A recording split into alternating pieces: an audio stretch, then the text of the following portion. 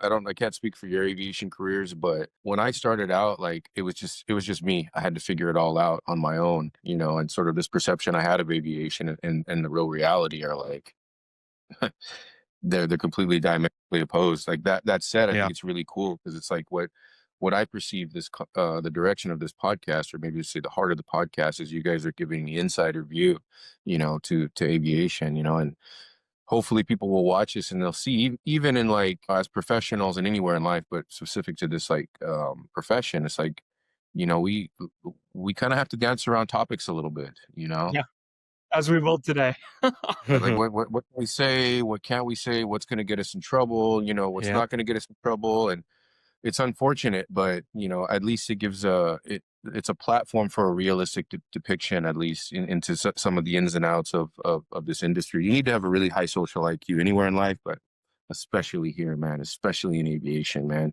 You got to be one part psychology. I say, and I'll shut up in a second, but I say three things make a good pilot, right? Or a good aviator. Let's say you have to be one part nerd because you have to continue to study and update your education. You have to be one part psychiatrist because you have to be able to read yourself, read other people, profile people and stuff like that. And then you need to be one part fighter because there's going to be a time where your airplane is not agreeing with you and you're probably going to have to wrestle it to the ground or fight with it a little bit, and you're in a fight for your life. So anyways, that said, man, I think it's really awesome what you guys are doing, man. Keep pressing along, and hopefully people are watching, especially people getting into the industry, and it gives them a little bit more of a realistic depiction of like sort of the inside game. Thanks, brother. Appreciate you Yeah. saying that. Well, your timing's perfect because I'm really happy you were able to come on today. So today's September 23rd, 2025, and we talked, John and I, and we felt that this was the appropriate time to have this conversation, and I'm glad Vince was able to join because I know he's very passionate about this. Given the recent events in the United States in the past week and a half, it's important that we have a discussion and review what it means to be a professional aviator and how to uphold those standards. Anybody functioning at the professional aviator level, especially on a turbojet aircraft, has to hold an ATP certificate. One of the most overlooked lines in the requirements for the ATP certificate is Part 61 153 Charlie, and it's, quote, be of good moral character, end quote. Right. And if I'm not mistaken, that's the first requirement, right? It's C, so that's the first requirement outside of, I believe, like your times, Okay. the required times. A is the following age, and then go subsection of that kind of stuff. B is being able Okay. to read, speak, and Mm. understand English. And then C is be of good moral character. Yeah, but basically it's the tip of the spear that Yeah, that heads everything. But I'm sorry, yeah. continue. Right, you're good. It's a good time to have the conversation to remind ourselves what that means. Taking it a step further, I'm going to read a couple things. I'll make them quick. I'm just going to read the headers. So, the Airline Pilots Association, ALPA, has a code of ethics, which I think's probably more commonly overlooked than we want it to be. But there's 5 points in that need to be read. And the first one is an airline pilot will keep the uppermost in their mindset that the safety, comfort, and well-being of passengers who entrust their lives to them are the pilot's first and greatest responsibility.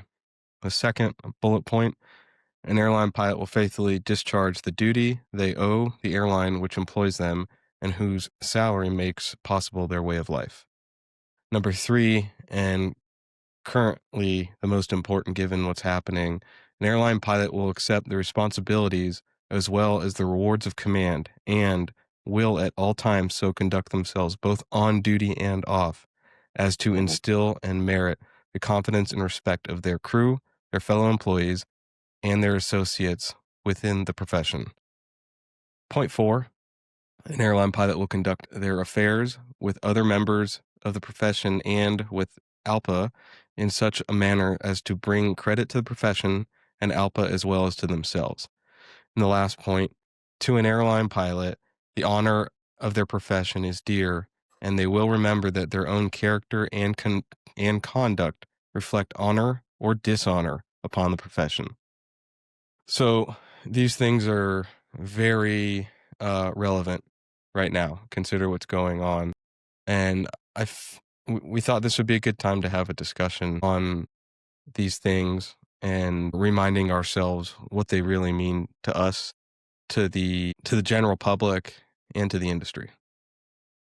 Yeah. Wow, we just Yeah, Vince, go ahead. Take it away, buddy. where do I start with this, man, without over talking it? I think that these are great foundational principles. I feel that in the current state of our society, with how polarized we are, is it even really feasible for us to carry these out? You know what I mean? I mean, on an individualistic level, yeah, but we're not really individuals, you know? If I want to be good to somebody else and they reciprocate something bad to me or some type of negative behavior, I guess our propensity as human beings is to reflect that back to them.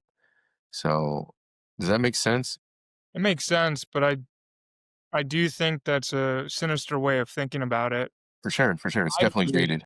in the greater good of the industry and my coworkers that I fly with. Very rarely, we've all seen the news of the things going on and the reactions to that news going on.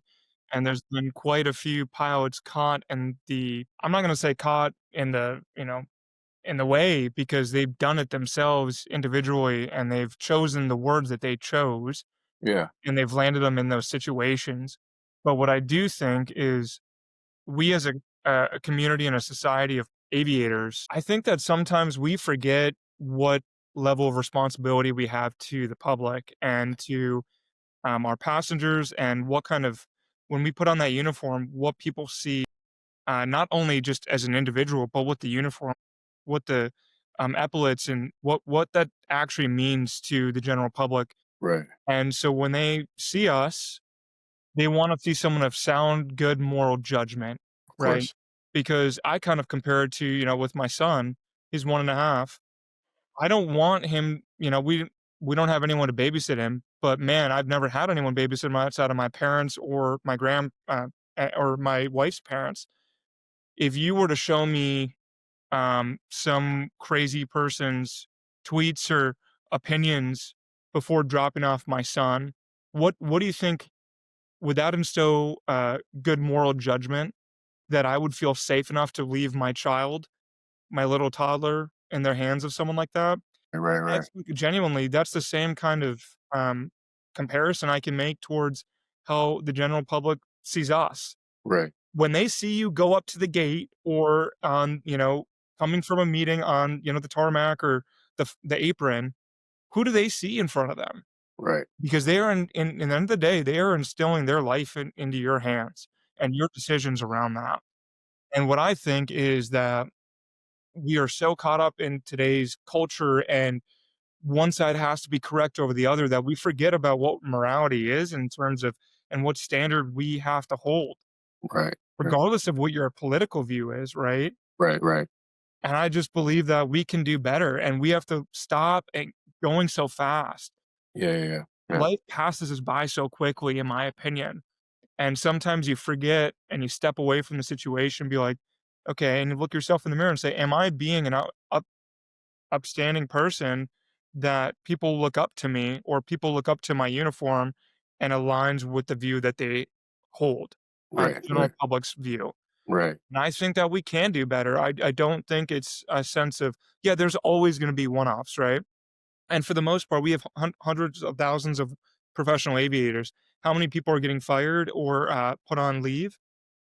A microscopic amount. Yeah. But that microscopic amount is being elevated by social media and by everything, right? right, So right, it's a great time to stop and realize, okay, what do we want to define this profession as?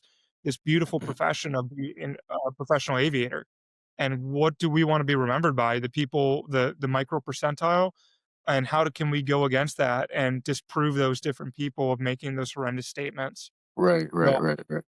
I do understand what you're saying, but I do believe that we can do better, and, I think people just need to step back and really think about the words that they use and realizing that we don't have to be so divisive, you know? Yeah, yeah, yeah, And yeah, even if yeah. you think those things, you don't need to say those things into public, and remember,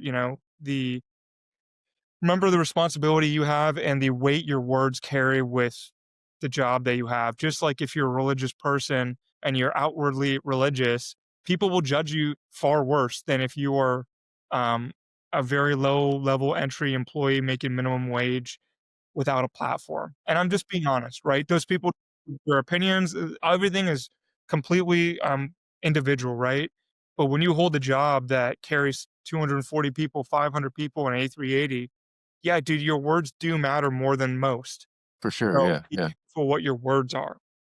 I'm gonna. I don't want to ramble either. I'm gonna let you guys interject on kind of what I said and what your opinions are. So let me just to clarify, like I'm optimistic about the future, man. I see a lot of negativity out in the world. Not that I'm not like looking for it. I just see a lot of negativity out in the world. It's just, but going back to like, the principles that you outlined, it's like for me, my mind kind of makes a beeline to one, how do I say it? One big problem I see in our society, which is like we've kind of lost our way in terms of like our cultural values. If you say I don't like the word culture, but within the context of I'm more of like a human beings are human beings, but I'll just use the word generically here, It's fine. culture. It's like, our culture as Americans, let's just say American culture because we're all American here. We have a written and unwritten code of like how we operate in our value systems that we all agree on.